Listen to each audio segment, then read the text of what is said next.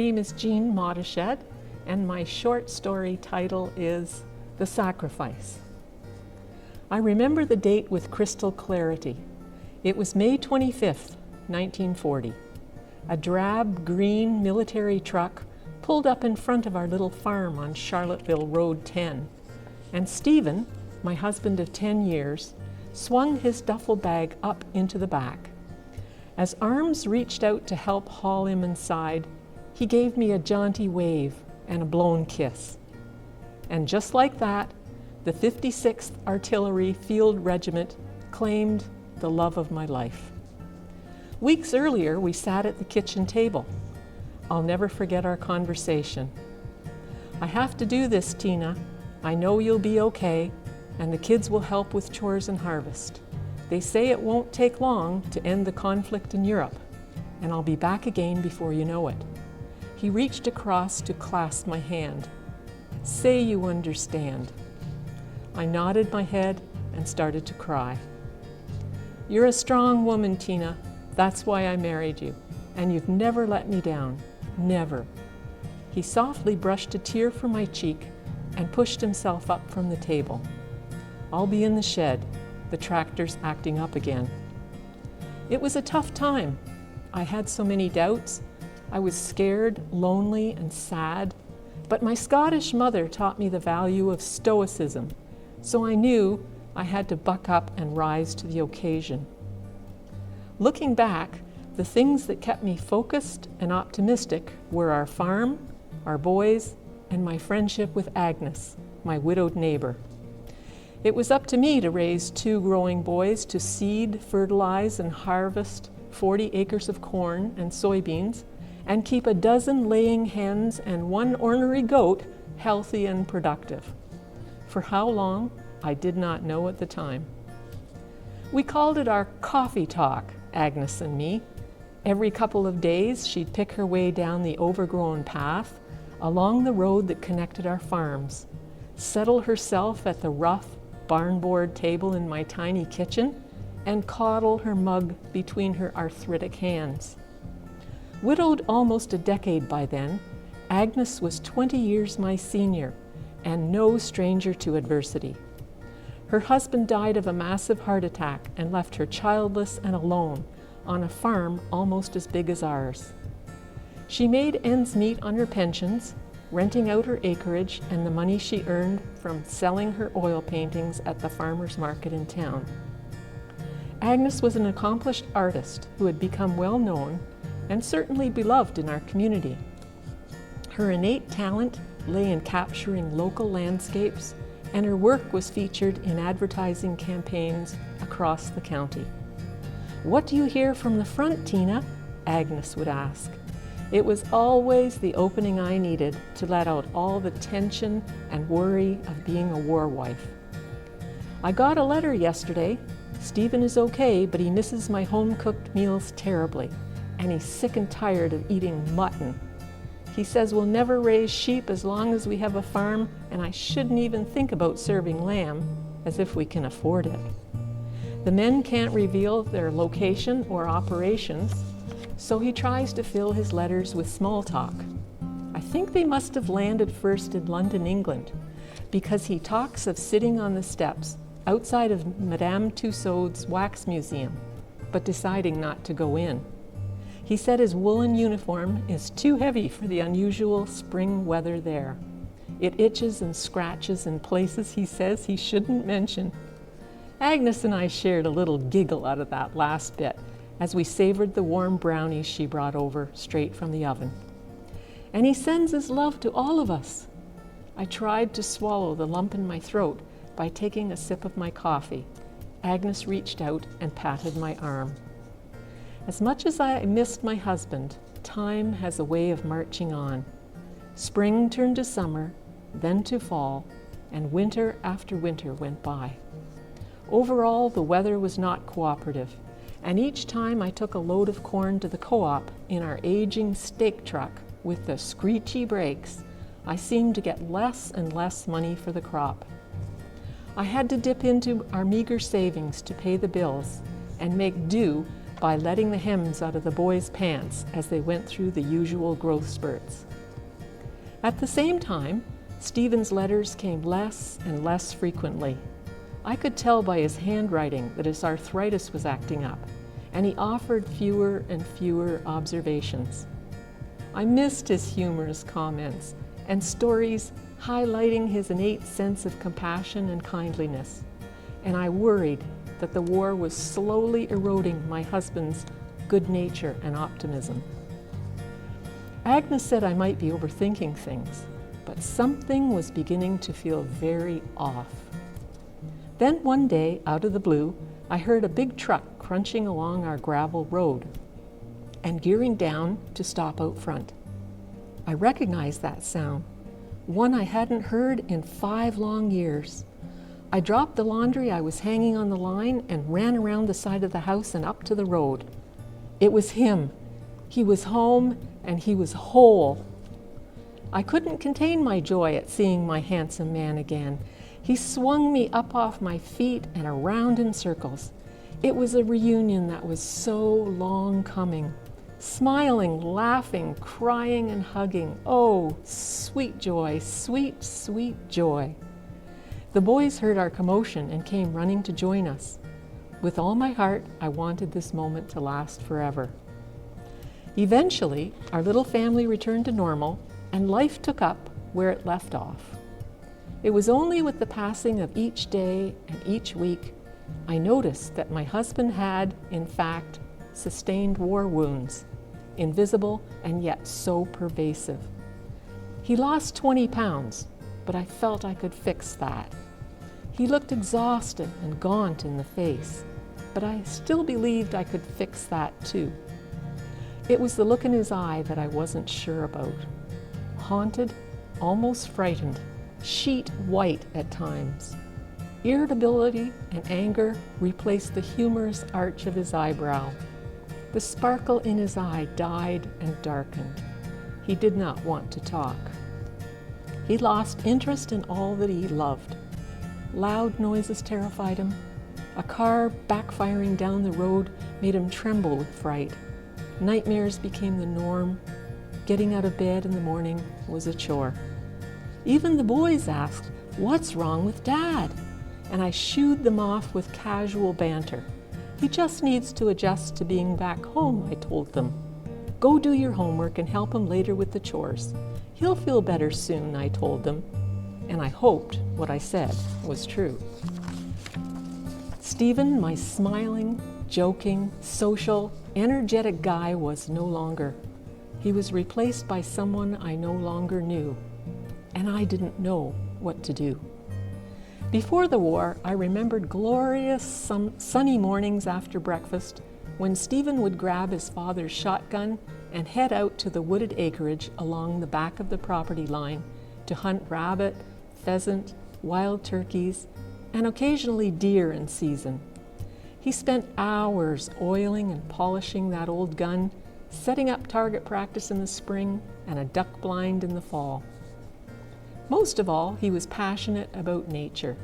He loved to tell me about the wildflowers blooming in the spring, about the fox family he watched crossing the creek. He cataloged birds and insects. Quoting the famous Christian hymn, he would say to me, "It is well with my soul, Tina." So when I suggested he take the day off, grab his gun, and follow his heart into the trees, Stephen visibly blanched. "I can't," he stuttered, dropping his head, tears welling in his eyes. "I can't shoot the damn thing anymore," he yelled, and stomped out of the kitchen. And then I knew it was his mind that was wounded. Months later, as Agnes and I sat at the table, savoring our morning coffee, she leaned in close to me and whispered, "He's not right, is he?" "I need help, Agnes. The doctor says all he needs is time, but time isn't doing anything. We can't live like this." The desperate look in my eyes softened Agnes's piercing glaze, and she pushed away from the table with determination. "I'll be back," she said. "Make sure you clear this table and move it over to the window where the light is best." Then she took off down the path between our houses and disappeared into hers, head bent, feet flying. Within a few minutes, Agnes returned, arms loaded with her easel, paints, and a canvas. Day by day, over the next 2 weeks, I watched as Agnes worked her magic with Stephen. Patiently, painstakingly, she explained and demonstrated the basic techniques of oil painting: brush strokes, light source, layering, perspective. Her soft voice and soothing tones became the backdrop of our days. And in those moments, I couldn't love a friend any more than I loved Agnes. She saved my Stephen. He may not be a famous artist, but friends and family now cherish an original work of art bearing Stephen's stylized initials in the bottom right-hand corner. Lovely landscapes featuring weathered barns, lively waterfalls, wildlife peeking out of textured woodlands, a nature lover's paradise. And my war-weary husband? He never did slay the demons that war inflicted on his psyche, but thanks to Agnes, he lived a peaceful life, mindful of the benefits of creative art, content to recreate on canvas the woods he loved to visit. Instead of hunting wildlife, he preserved the beauty of animals in a way that calmed his mental turbulence and strengthened his love of life. He died peacefully at age 92, with a sliver of yellow acrylic paint under his fingernail and a cache of artwork that fills our barn. Today, as I sit in my rocker, watching the evening light fade with the waning sunset, I think about those war years and the havoc they caused our lives and our family, how profoundly they changed a single human being and an entire world. But the best part? The best part is Stephen's real legacy. Our grandson Everett, who majored in psychology at Waterloo University and went on to achieve his doctorate in psychiatry. Trying to help other veterans in his grandfather's condition became his life mission and career goal. He heads up a task force at Veterans Affairs Canada and is the leading clinical expert on art therapy to combat PTSD among our veterans and first responders. He is currently pioneering a new art program that may be adopted as therapeutic policy at the federal level. No one knew then what we know now about post-traumatic stress syndrome, but even famous painters like Pablo Picasso must have intuited the calming benefit of art when he said, "To draw, you must close your eyes and sing." I know that is true, because when Stephen painted, he would hum that old hymn, "It is well with my soul."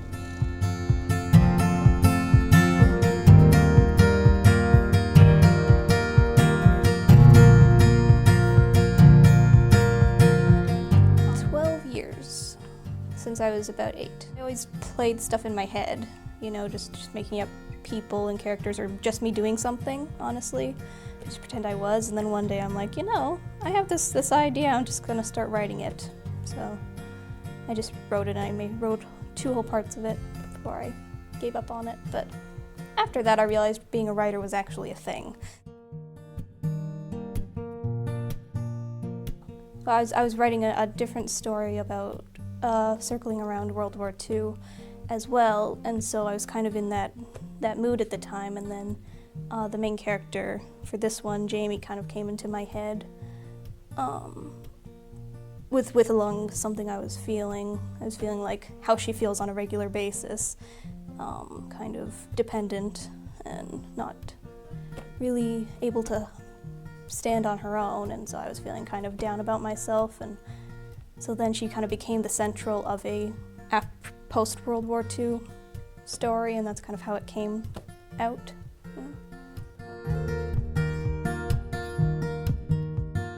I love Alison Anderson.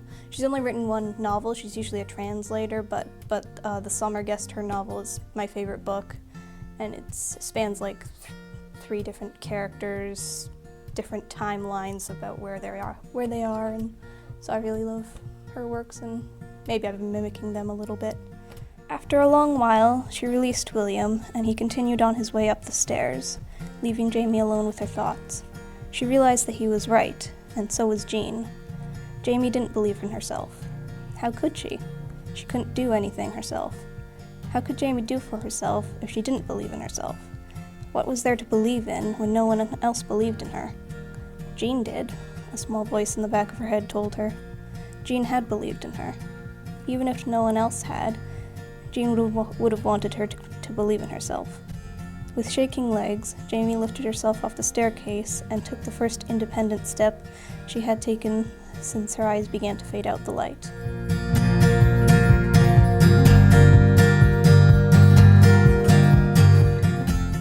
Hi, I'm Elizabeth Schroeder, and this is my story. Everything I'm about to tell you is entirely true. Once upon a time, when I was a little girl, my friend Michelle and I used to play under the crabapple tree in my front yard. It was the perfect climbing tree, and from its branches we could see everyone that passed by on the sidewalk without being clearly seen ourselves. Every morning we would watch as Velma Boodles and her mother walked past with their shopping buggy going down to the plaza at the end of the road. Later we would watch them return. They were an interesting pair. Velma was one of the most beautiful girls I've ever seen in my life. She had thick, long blonde hair the color of wheat and eyes like bluebells. Once, only once, she managed to escape her mother and come to play with us in the tree. Velma was really nice. We liked her a lot. Her mother was bent and wrinkled and looked about 100 years older than Velma. She wore a black skirt, rumpled black socks, and a sweater no matter what the weather. Her head was covered with a kerchief that was embroidered with strange plants and flowers, and on her fingers were rings of silver and gold. She wore gold hoop earrings and was forever crabbing away at Velma in a language that we assumed was Ukrainian. At least that's what Michelle's mom said it was. Mrs. Boodles wasn't like our moms. Then one day, with no warning and no explanation, Velma was gone.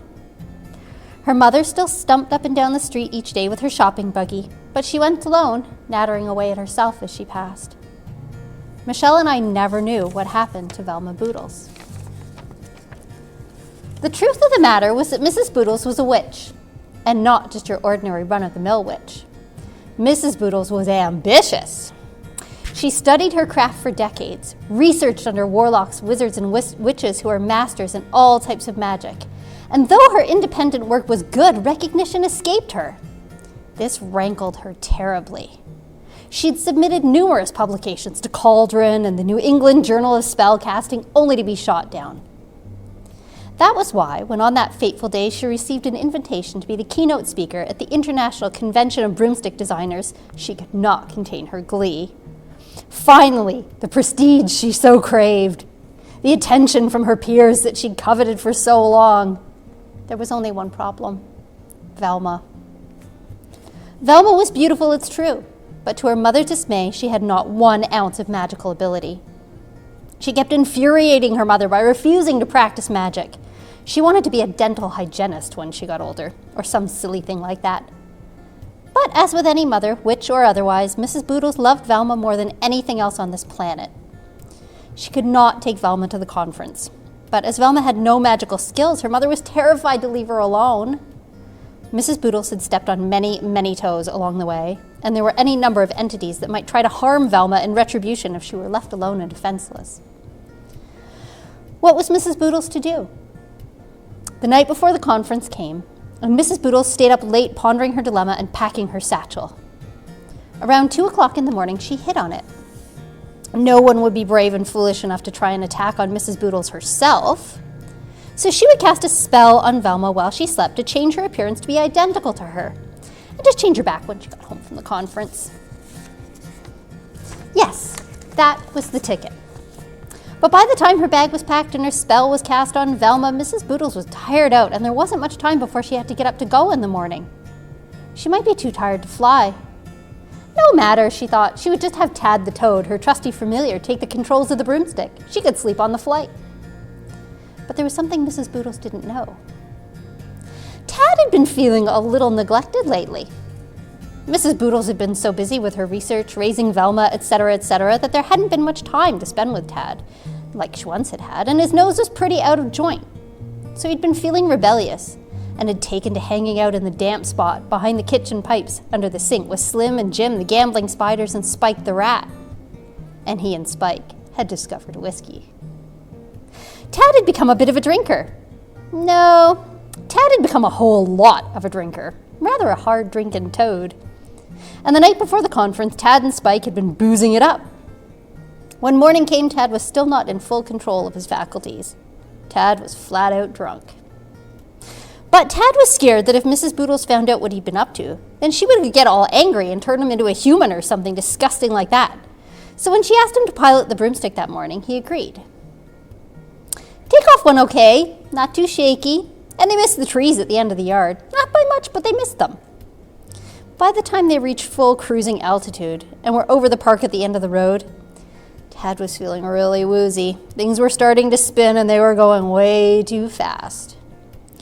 Mrs. Boodles was already fast asleep, so there was no one to take over the controls when the broomstick began its fateful tailspin. And Tad, Mrs. Boodles, and the broomstick fell full speed into the playground. Splat! They incinerated on impact. That was the end of Mrs. Boodles, Tad, and the broomstick. Tad never had the chance for rehab.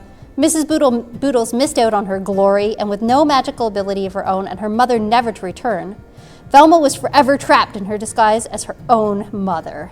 A terrible tragedy for all. So the morals of this story, and there are many, are if your mother tries to teach you magic, pay attention. Don't neglect your toad. Don't drink and fly, and never, never, never put the controls of your broomstick into the hands of a hard-drinking toad. The end. And just as some background, Velma Boodles is actually based off of a real person that I knew when I was young, who did indeed walk up and down my street every day when I was a child, and then one day was gone, and I never found out why.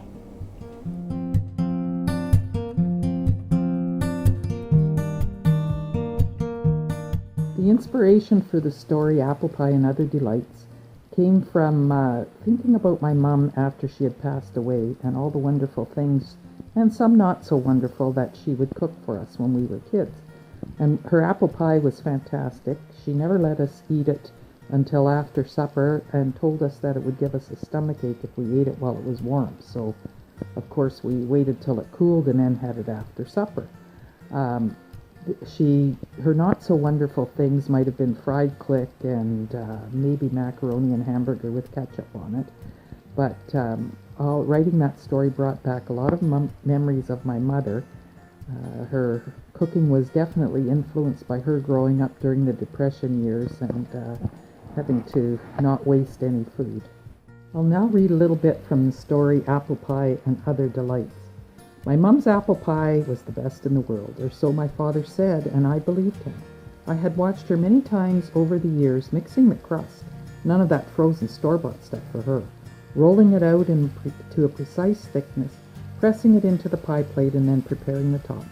Even though my mother has not made a pie for many years, I can still see those gnarly knotted hands working that rolling pin back and forth on the floured countertop like a steamroller on new pavement. I ended it with, I even bake pies. My crust is light and fluffy and my pies are very tasty. However, I've yet to bake an apple pie that is as good as the ones my mother made. Perhaps it's just nostalgia that colors my judgment, but I don't think so. I miss her and would give anything to have just one more bite of her apple pie. Of course, I would have to let it cool first.